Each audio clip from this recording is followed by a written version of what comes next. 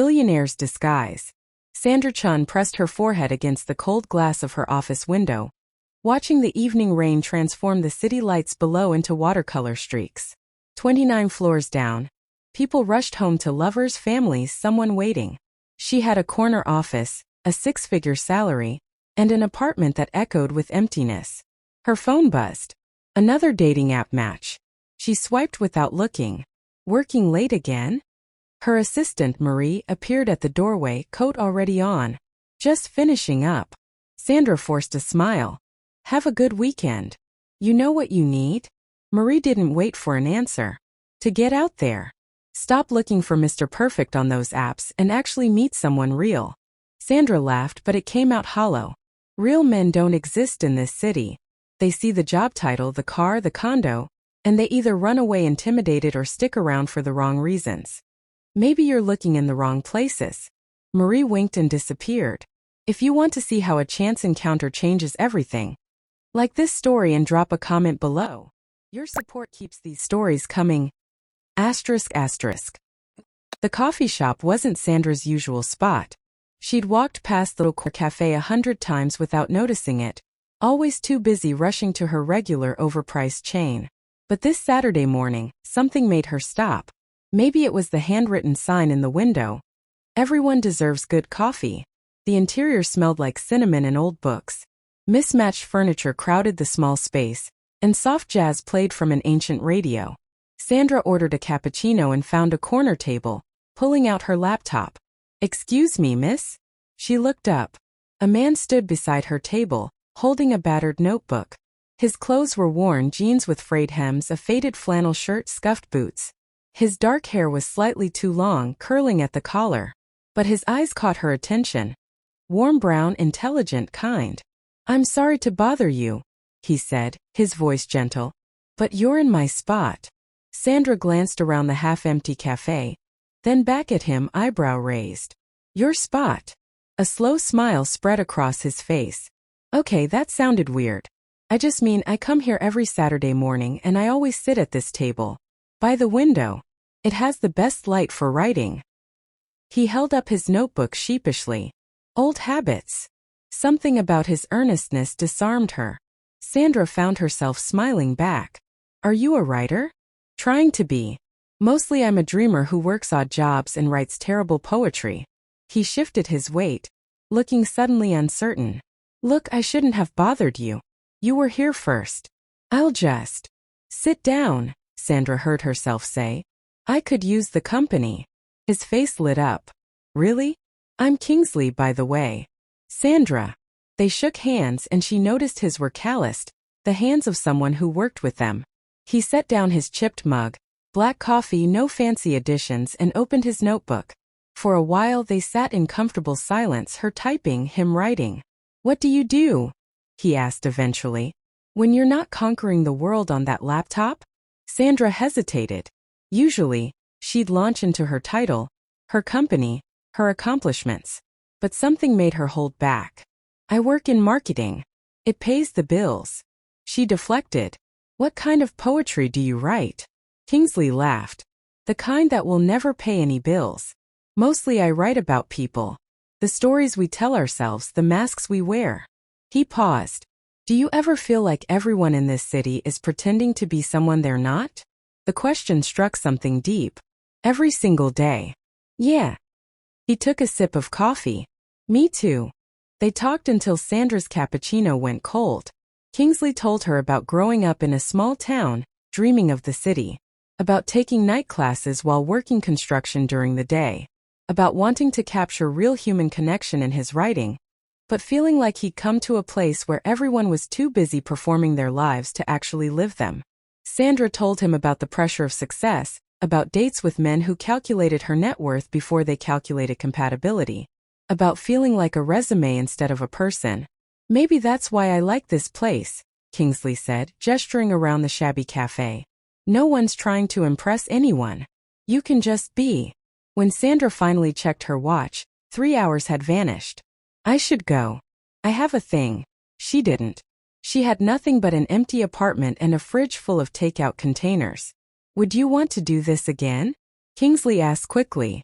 Maybe next Saturday? Sandra smiled. I'd like that. She thought about him all week. About the way he really listened when she talked instead of waiting for his turn to speak. About how he'd noticed the title of the book peeking from her bag and spent 20 minutes discussing the author's themes. About how he hadn't asked where she lived or what she drove or checked his phone even once. Saturday morning found her back at the café, arriving early, nervous in a way she hadn't been since high school. She'd dressed down, jeans and a simple sweater, and left her designer bag at home. Kingsley was already there, 2 coffees waiting. I took a guess. Cappuccino with an extra shot. Perfect. She slid into the seat across from him, and it felt like coming home. This became their routine. Every Saturday morning, the corner table, coffee and conversation. Kingsley told her about the novel he was working on, about characters searching for authenticity in a superficial world. Sandra told him about the frustrations of corporate life, about feeling like a cog in a machine. Why don't you quit? He asked one morning. Do something that actually matters to you? Because real life isn't a novel. Bills don't pay themselves. Even as she said it, she felt defensive. Not everyone can survive on dreams and odd jobs. You're right, he said quietly. I'm sorry. That was presumptuous. He traced the rim of his mug. It's just you seem so alive when you talk about the things you actually care about. And so, dimmed. When you mention your job. No one had ever seen her that clearly. By their 4th Saturday, they'd started meeting for more than just coffee. A walk through the park where Kingsley pointed out tiny details she'd never noticed. The way the light filtered through the leaves, the patterns in the bark. A free concert in the square where they sat on the grass and he told her stories about each song. A used bookstore where he guided her to hidden gems, their fingers brushing as they passed books back and forth. I can't afford fancy restaurants or shows, he'd said apologetically after the bookstore, when they'd grabbed tacos from a food truck for dinner. But I hope you don't mind. This is perfect, Sandra interrupted. And she meant it. She'd been to every high-end restaurant in the city with men who spent more time on their phones than talking to her. She'd rather have tacos and conversation any day. But she felt the lie growing between them.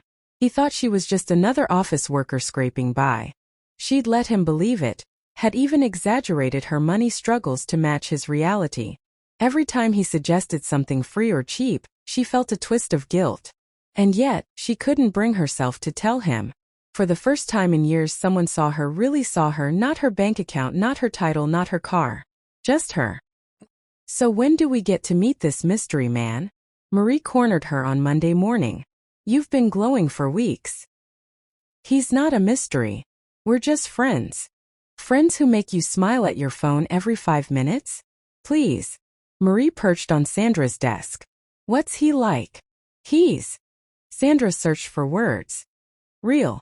He's kind and thoughtful and he actually listens. He notices things. He makes me feel like I matter, not what I can do or what I have, just me. So what's the problem? He thinks I'm. Sandra lowered her voice. He thinks I'm broke. Like him. I let him believe I'm just barely getting by. And now it's been too long, and if I tell him the truth, he'll think I was lying the whole time. Which I was. Marie's expression softened. Honey, if he's as real as you say, he'll understand. Or he'll think I was testing him. Playing some sick rich girl game. Then tell him before it goes any further. But Sandra couldn't. Not when things were so perfect. Not when she was happier than she'd been in years. Their 9th Saturday together, Kingsley suggested a picnic in the park. I know a spot that's perfect this time of year. We can watch the sunset. Sandra arrived to find him laying out a blanket, unpacking sandwiches from a paper bag. Her heart squeezed. He'd clearly spent time preparing this, probably using money he couldn't spare. This is wonderful, she said, settling beside him. They ate and talked as the sun painted the sky orange and pink. Kingsley pulled out his notebook. I want to read you something. I've never shared my work with anyone before, but I trust you.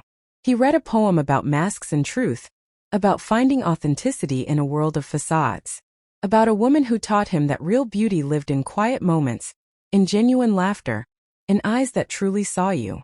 When he finished, his eyes met hers. It's about you. These past few weeks, Sandra. You've reminded me why I came to this city. Why I believe in real connection. Kingsley, the confession stuck in her throat. He reached for her hand. I know I don't have much to offer. I'm a struggling writer who can barely afford rent. But I'm falling for you.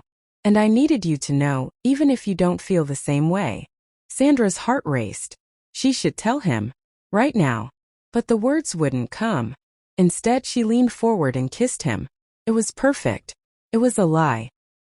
Over the next few weeks, Sandra lived a double life. At work, she was the sharp executive making decisions that moved millions of dollars. In her world, she was the woman considering a move to a bigger company, fielding calls from headhunters. With Kingsley, she was just Sandra. They explored the city's free attractions, cooked cheap meals in his tiny apartment, talked for hours about everything and nothing. He introduced her to his friends, other struggling artists and dreamers, and they welcomed her without question. She fell deeper in love with him every day. With his kindness, his creativity, his genuine care for people. He volunteered at a homeless shelter on Wednesdays. He always had change for people asking on the street and never walked past without acknowledging their humanity. He was everything the men in her usual circles weren't. But the guilt gnawed at her. Especially when his friend Marcus mentioned Kingsley had turned down extra construction shifts to spend time with her. When she saw him patch his only pair of good shoes instead of buying new ones. When he apologized for not being able to afford birthday dinner at a restaurant, and instead cooked for her by candlelight in his apartment. I wish I could give you more, he said that night, holding her close. You deserve everything. I have everything I need, she whispered. And she meant it. But the lie sat between them like a third person at the table.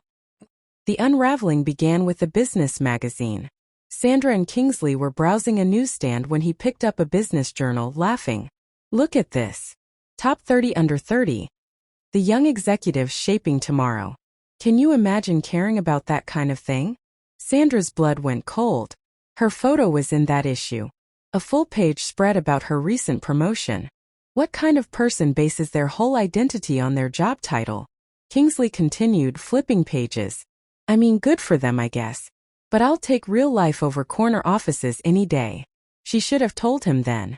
But she made an excuse about meeting a friend and fled. That night, lying in her luxury apartment, Sandra made a decision. She'd tell him. This weekend. She'd explain everything, make him understand that she'd only wanted to be seen for herself, not her status. She'd make it right. But fate had other plans. Friday afternoon, Sandra's CEO called her into his office. We need you at the charity gala tomorrow night. The mayor will be there, potential investors. I need my top executive presenting our new initiative. I have plans tomorrow. Cancel them. This is non-negotiable. Sandra's stomach dropped.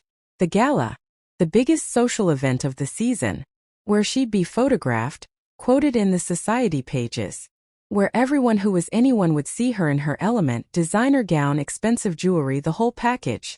She called Kingsley. Something came up at work. I can't do coffee tomorrow. That's okay. Sunday then. I wanted to take you to this free jazz concert in the park. Maybe. I'll let you know. A pause. Sandra, is everything all right? You sound strange. I'm fine. Just tired. I'll call you later. She hung up before he could press further. The gala was everything she normally excelled at. Sandra worked the room in a midnight blue gown that cost more than Kingsley's monthly rent, making connections, impressing donors.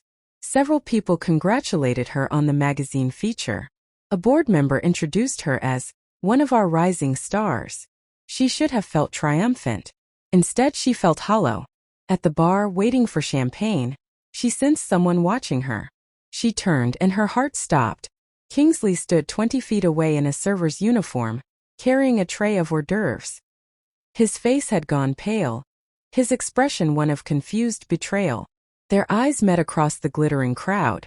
Sandra saw the moment recognition turn to understanding, then to hurt. He set down his tray and walked toward the service exit. Kingsley, wait. Sandra pushed through the crowd, not caring about the stares. She caught up with him in the back hallway, away from the party. Sandra Chen, he said quietly. Executive Vice President of Morgan & Associates. Net worth estimated at over $2 million. Featured in this month's Business Insider as one of the city's most successful young professionals. His voice was flat. I served drinks at enough of these things to recognize the power players. I just never thought you'd be one of them. I can explain. Explain what? That for the past 3 months you've been playing dress up, pretending to be someone you're not? That everything between us was some kind of social experiment. His eyes searched her face. Was this entertaining for you? Dating the poor writer? Seeing how the other half lives? No. Kingsley, I never meant. You know what the worst part is? His voice cracked. I told you things. Real things. I was completely honest with you. And this whole time you were lying. I wasn't lying about my feelings. Everything we shared, everything I felt, that was real. But you weren't real. The woman I fell in love with doesn't exist. Of him wanting me for my money instead of me. Of not being enough without all this. She gestured at her office. But I became the fake person I was afraid of. I played games and lied, and he was right to hate me. Does he know why you did it? Sandra shook her head. He wouldn't give me the chance to explain.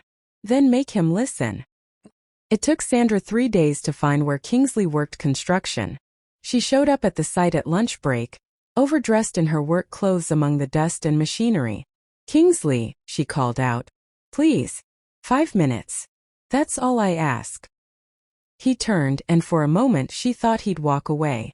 But he set down his tools and approached, keeping his distance. 3 minutes, he said. Sandra took a breath. You were right. I lied about who I was. But I need you to understand why. She clasped her hands to keep them from shaking. Do you know what it's like to never know if someone wants you, or what you can give them? To have every relationship feel like a transaction? I've had men date me to get business connections. I've had men run away because they felt inadequate. I've had men stick around just to live off my success. So you tested me? No. I just wanted to be seen. Just once, I wanted someone to care about me without all the noise around it. Tears stung her eyes. And then I met you and you saw me. The real me. Not my job or my bank account, just me. And I was so afraid that if you knew the truth everything would change. That you'd either leave or stay for the wrong reasons. So you decided I couldn't handle it? That I was too fragile or too much of a gold digger to know the truth. The words hit hard because they were true. I was wrong. I should have trusted you. I should have been honest from the start. Kingsley was quiet for a long moment. You know what hurts the most? You wrote me into your own story without asking. You decided who I was, what I'd do without giving me a choice. You didn't trust me to be real. You're right. And I'm sorry. I'm so sorry. Sandra wiped her eyes. I don't expect you to forgive me. I just needed you to know that what I felt, what I feel, that was never fake. You changed my life, Kingsley. You showed me what actually matters. And I'll always be grateful for that, even if I destroyed it. She turned to leave. Sandra. She stopped. That poem I read you. About masks and truth. His voice was softer now. I meant every word. But I guess we were both wearing masks, weren't we? She turned back. What do you mean? Kingsley pulled off his hard hat, running a hand through his hair. My name isn't just Kingsley. It's Kingsley Rothman. The name hit her like a freight train. Rothman. As in Rothman Industries, the billion-dollar conglomerate that owned half the real estate in the city. As in the Rothman family, whose patriarch had just been featured on the cover of Forbes. Yeah. He laughed bitterly. The heir to Rothman Industries, worth about $3.2 billion, give or take a few $100 million depending on the market. Sandra's legs felt weak. But you work construction. You live in that tiny apartment. You count pennies for coffee. I wanted to know what it was like. To be normal. To be judged on who I am, not what I have. He met her eyes. Sound familiar? How long? A year. I walked away from the company, from my trust fund, from all of it. Told my family I needed to find out who I really was without the name, the money, the expectations. He kicked at the dirt. I was going to tell you. That night at the picnic. But then you kissed me and I was so happy and I thought, one more week. One more week of being just Kingsley. So we're both liars. Yeah. He gave a sad smile. Quite the pair, aren't we? They stood in silence, the construction site buzzing around them. Finally, Sandra spoke. Where does that leave us? I don't know. Kingsley looked at her, really looked at her. The question is, who are we when we're together? The executive and the billionaire? Or Sandra and Kingsley? Two people who met in a coffee shop and fell in love.